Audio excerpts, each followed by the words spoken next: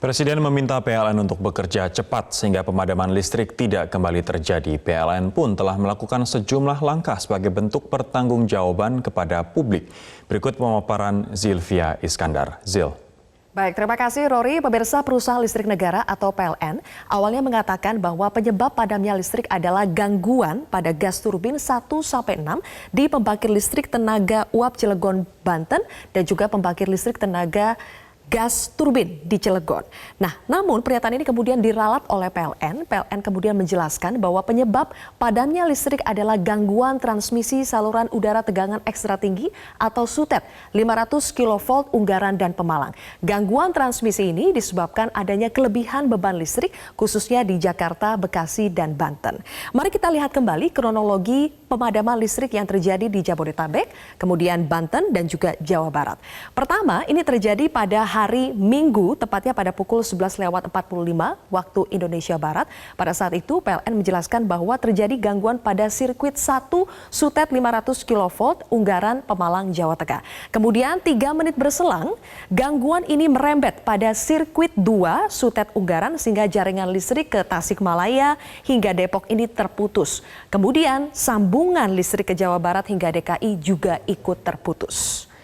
Kondisi ini kemudian diperparah dengan masalah ada gas turbin 1-6 di pembangkit listrik Suralaya terganggu dan juga PLTGU atau pembangkit listrik tenaga gas dan uap turbin Cilegon yang terganggu. Nah, sebagai respon atas pemadaman listrik ini, kemudian PLN mengambil langkah-langkah perbaikan. Di antaranya kita lihat yang pertama adalah mengamankan jaringan kabel GSW. GSW ini adalah ground steel wire yang terputus dan menyalakan kembali gas turbin di PLTGU Suralaya, Cilegon, dan Banten. Selanjutnya, PLN juga memindai jaringan GSW yang memakai tipe sama dengan SUTET Unggaran. Selanjutnya, PLN juga melakukan pengaturan beban dari unit pelayanan pengaturan beban untuk meminimalkan pemadaman listrik.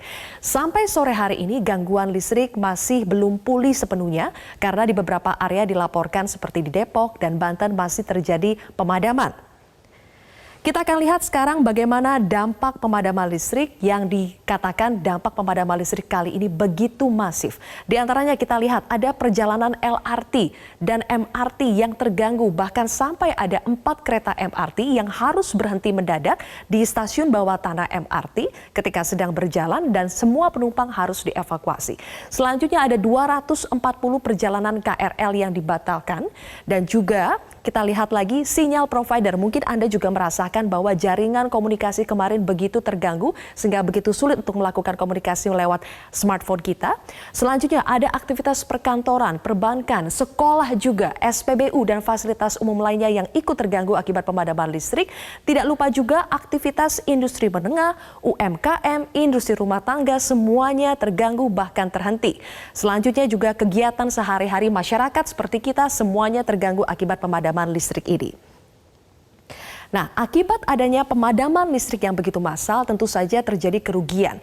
PLN berjanji akan memberikan kompensasi kepada konsumen yang terkena dampak listrik padam secara massal pada minggu kemarin, dan PLN ini akan memberikan kompensasi sesuai deklarasi tingkat mutu pelayanan atau TMP dengan indikator lama gangguan.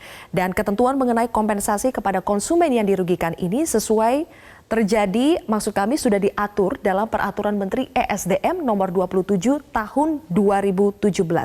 Kompensasi akan diberikan sebesar yang pertama adalah 35% dari biaya beban atau rekening minimum untuk konsumen golongan tarif adjustment, sementara untuk konsumen golongan non-tarif adjustment ini akan diberikan kompensasi 20% dari biaya beban atau rekening minimum. Sementara untuk konsumen prabayar, pengurangan tagihan akan disetarakan dengan pengurangan tagihan untuk tarif listrik yang reguler dan pemberian kompensasi akan diberikan pada saat pelanggan membeli token berikutnya. Khusus untuk pelanggan premium khusus, kompensasi ini juga akan diberikan sesuai dengan Service Level Agreement atau SLA yang telah disepakati atau ditandatangani bersama. Berikutnya mengenai sejarah listrik atau pemadaman listrik di Indonesia.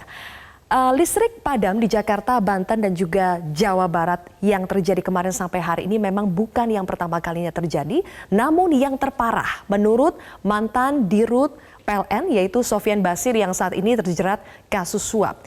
Kita akan lihat dulu bagaimana pada tahun 2002 atau 17 tahun yang lalu ada pemadaman listrik yang begitu besar terjadi di Jakarta, Bogor, Tangerang, dan Bekasi. Durasinya ketika itu kurang lebih 3,5 jam. Dan peristiwa ini juga diungkit oleh Presiden Jokowi tadi pagi, dikatakan pada peristiwa pemadaman listrik massal seperti ini sudah pernah terjadi pada tahun 2002, tapi mengapa peristiwa ini kembali terjadi lagi seperti kita tidak belajar dari peristiwa sebelumnya. Kemudian 3 tahun berikutnya setelah tahun 2002, ada pemadaman massal yang juga terjadi. Kali ini area yang terdampak adalah Sukabumi, Bogor, Depok, Bekasi, dan Banten, serta beberapa wilayah di Jawa Tengah dan Bali. Jauh sebelum itu, 22 tahun yang lalu juga pernah terjadi pemadaman massal yang terjadi di sebagian besar wilayah Jawa Bali selama kurang lebih 10 jam.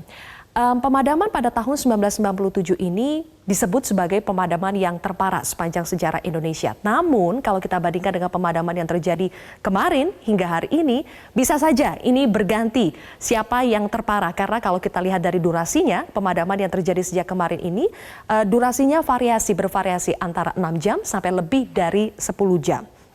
Nah, pemirsa, kerugian yang ditimbulkan akibat pemadaman massal kali ini begitu luar biasa. PLN menghitung setidaknya kerugian yang diderita oleh PLN ini sebanyak 90 miliar rupiah masih di luar kompensasi yang diberikan untuk konsumen. Presiden Jokowi juga mengatakan bahwa pemadaman ini tidak hanya merusak reputasi PLN, tetapi yang terutama merugikan masyarakat secara luas.